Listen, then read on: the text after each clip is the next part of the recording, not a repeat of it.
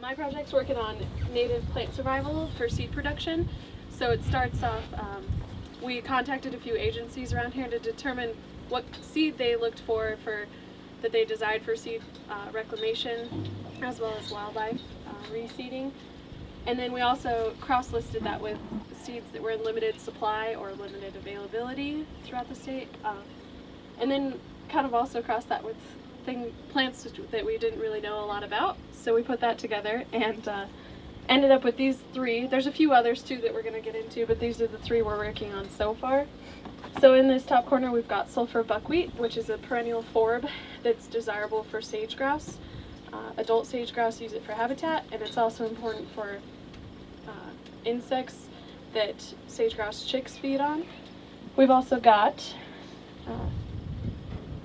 desert biscuitroot in this next one, which is a perennial herb, also desirable for sage-grouse habitat and can be used for medicinal or cooking herb, which is pretty nifty. And then this last one is Letterman's needlegrass, basically just an all-around desirable forage grass, perennial bunch grass. So all three of them pretty good for sage-grouse habitat, other wildlife habitat, and desirable all around. So to start out our work, we cold stratified the desert biscuitroot and the sulphur buckwheat in the cooler starting last February of 2017, and then as the seeds germinated we moved them into containers in the greenhouse until they were about 2 inches tall, and then we transplanted them into the field in Sheridan at the Adams Ranch. We transplanted about 350 plants of each species into the field, and then last fall, actually on Halloween, we direct seeded into into plots right next to the ones where we transplanted. So we seeded the desert biscuitroot at about 30 seeds per foot, and the sulphur buckwheat we seeded about 25 seeds per foot. And then to get some data on that, so this May we actually went out and counted how many plants had survived. So for the desert biscuitroot, of the 350 transplants we moved out of the greenhouse, 68 of them are currently surviving. So that's about a 20% survival rate. Compared to the direct seeding, we actually have 1,200 plants surviving, which is pretty good for what we seeded.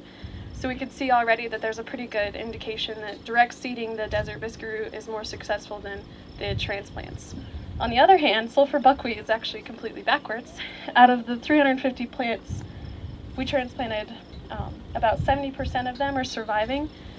And for the direct seeding, out of the 12 rows that we seeded, basically 15,000 seeds, we have 14 plants surviving right now. So there's a pretty strong indication that transplanting the sulphur buckwheat into the field works a lot better for seed production. The next one is Letterman's needlegrass.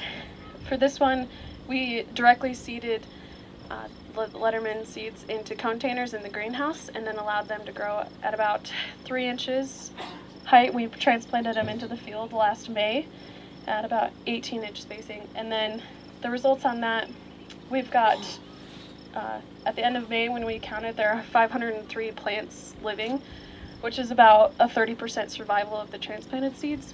We've also direct seeded the Letterman's needlegrass, but we don't have data on it yet, but it already looks like it's doing a lot better with direct seeding rather than transplanting.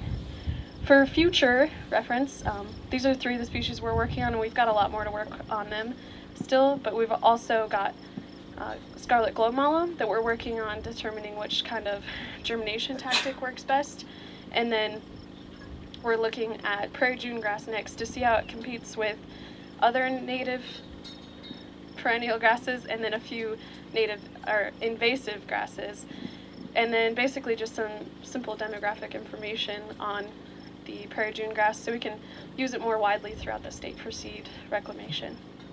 And that's all I got. Any questions? Are there any questions?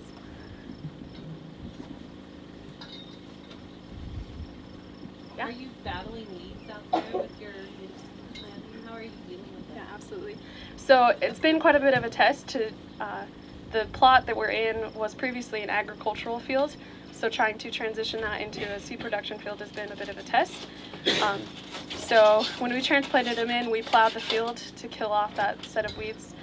There's bindweed, field pennycress, wild buckwheat, all in those plots, along with some wheatgrass. So we've got a few that we're battling there. Currently, last fall, we actually used plastic cups over the surviving plants at that point, the buckwheat and the biscuitroot, and then we sprayed glyphosate around them.